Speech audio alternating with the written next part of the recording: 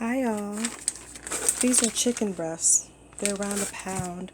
Some of them are a little less, but this is enough meat that it'll be able to feed the family. So I have 20 of them in here. You'll be able to see them, and I have it dated. And these are all cooked, and I have a little bit of the juices from when I roasted it. These are the ones that just came out of the oven. Here they are here. I'm going to bag them up, but I basically cooked it for an hour and 20 minutes. I had two of them in, two of them cooking at the same time. I did 20 minutes and then rotated it up top and the top to bottom, and then did 20 minutes. And then after that 20 minutes, I rotated again, and then I rotated it where I flipped it like that and did 20 minutes, and then flipped it again and rotated 20 minutes, or rotated the other way 20 minutes. So I did it for an hour and 20 minutes. Yeah.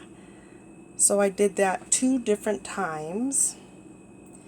So around an hour and 20 minutes, and then another hour and 20 minutes. So 2 hours and 40 minutes I did this. But this is really cool. I had a total of 40 pounds, or no, 80 pounds. I got 40 pounds of chicken breasts. And I got it for $1.12 a pound. What a blessing. Just what a blessing. For them saying that is just such a good deal for meat, for chicken breasts. So $1.12 a pound. I ended up getting 2 cases, so I got 80 pounds worth of chicken. I didn't cook all of it.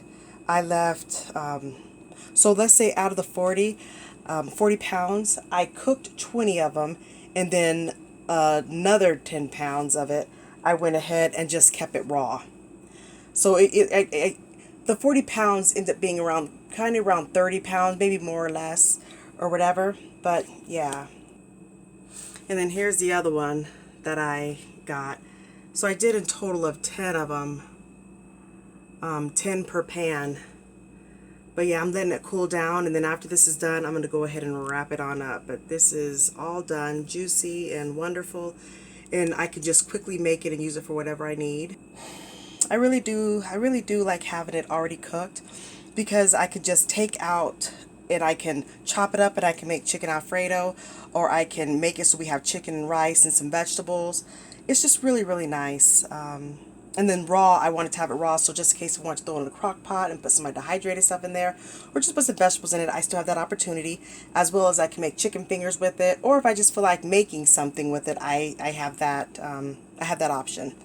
And then also when my husband decides he wants to grill, I always give him extra, because nothing is, it's just great to have grilled meat. So I just give him some meat, and then he can grill some of it, and then I pack it up.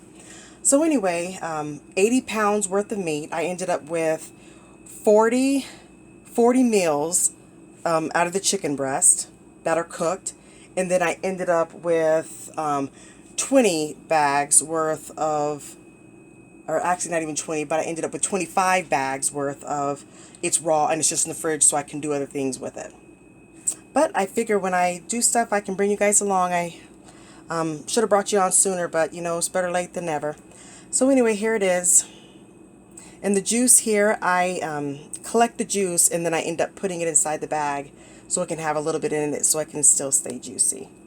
So anyway, there we go. But really great. God just totally blessed. I was able to get it for $1.12. And with the pandemic going on, that is just so awesome. Even if it isn't going on, it's just awesome. I found a new shop, which is really, really great. Yeah, so there we go. It's where the restaurants shop at. So it was really, really great. So anyway, just figured I'd bring you guys along. And as always, thank you so much for watching. Take care, and definitely God bless. I figured I'd let you see it, like what I was saying, how I put some of the juice in there with it. But this is it right here. Isn't that pretty nice?